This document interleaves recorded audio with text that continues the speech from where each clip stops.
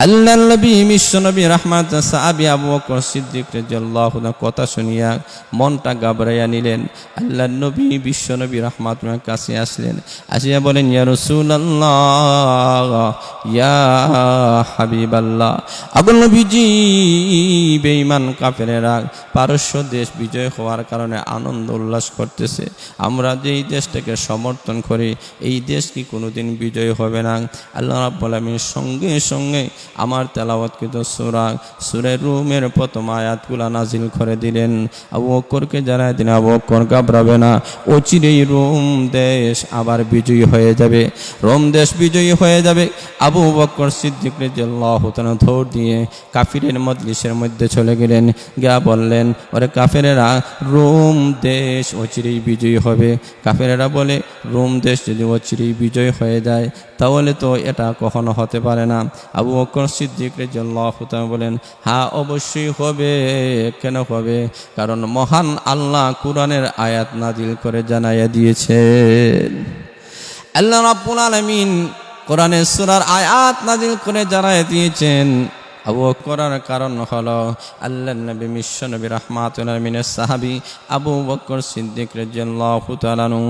ভাইয়েরা লক্ষ্য করে দেখেন, তৎকালীন যুগে রূপ এবং পারস্য দুইটা দেশ ছিল, দুইটা দেশ বড় পরাশক্তি ছিল।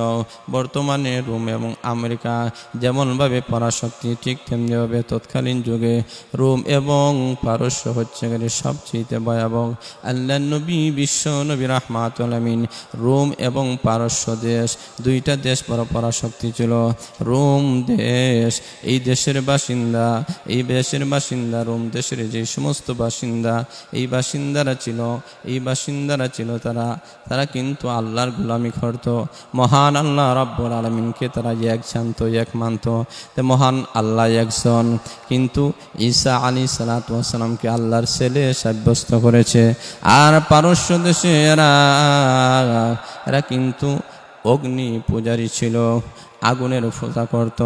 মক্কার বেঈমান কাফেরেরা এরাও কিন্তু আগুনের পূজা করে। আল্লাহ রাব্বুল আলামিন বলেন এরা কিন্তু আগুনের পূজা করে। আল্লাহ বলেন আগুনের পূজা করার কারণে, আগুনের পূজার কারণে তাদের কোনো সম্মান নাই, আগুনে পূজা করার কারণে তাদের কোনো ইজ্জত নাই, সম্মান নাই।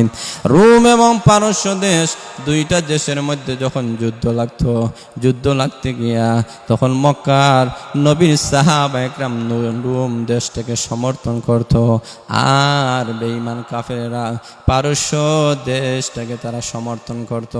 কারণ পূজায় তাদের মিল আছে।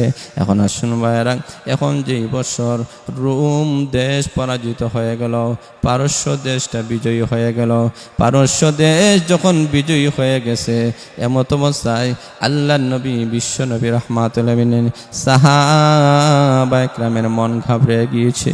আবু বকর সিদ্দিক রাদিয়াল্লাহু তাআলা মন নরম হয়ে গেছে।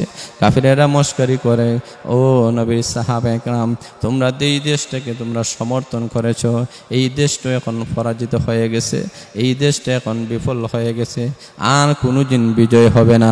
আল্লাহর নবী বিশ্বনবী রাহমাত সাহাবী আবু বকর সিদ্দিক রাদিয়াল্লাহু আনহু কথা শুনিয়া মনটা ঘাবড়াইয়া নিলেন।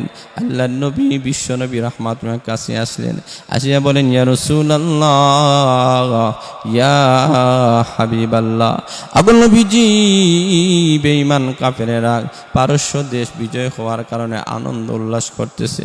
আমরা যেই দেশটাকে সমর্থন করি এই দেশ কি কোনোদিন বিজয় হবে না? আল্লাহ রাব্বুল আলামিন সঙ্গে সঙ্গে আমার তেলাওয়াতকৃত সূরা রুমের প্রথম আয়াতগুলো নাজিল করে দিলেন।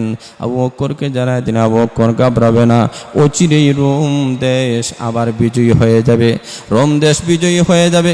আবু বকর সিদ্দিক রাদিয়াল্লাহু তাআলা দৌড় দিয়ে কাফিরের মজলিসের মধ্যে চলে গেলেন, গিয়া বললেন, ওরে কাফেরেরা, রোম দেশ অচিরেই বিজয়ী হবে।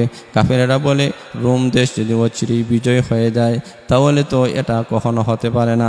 আবু বকর সিদ্দিক রাদিয়াল্লাহু তাআলা বলেন, হ্যাঁ অবশ্যই হবে। কেন হবে? কারণ মহান আল্লাহ কুরআনের আয়াত নাজিল করে জানাইয়া দিয়েছেন। আল্লাহ রাব্বুল আলামিন কোরআনের সূরার আয়াত নাজিল করে জানাইয়া দিয়েছেন। আবু বকর সিদ্দিক রাদিয়াল্লাহু তাআলা অত্যন্ত খুশি হয়ে গেলেন এবং বললেন, কাফির মেনে নেয় না।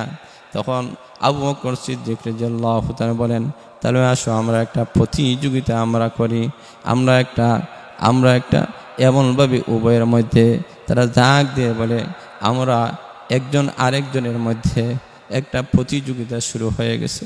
আল্লাহ নবী বিশ্ব নবী রাহমাতুল আলামিনের চেহারা মলিন হয়ে গেছে, আল্লাহ নবী মনক্ষুণ্ণ হয়ে গেলেন।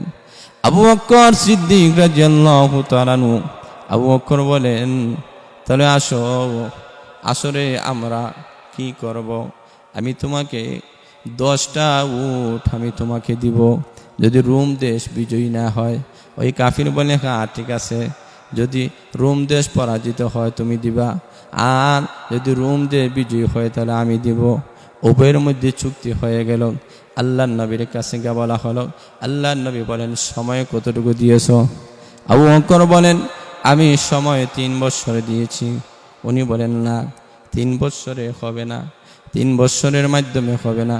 আবু বকর বলেন, তোমাকে অবশ্যই 9 বছরের মধ্যে নিতে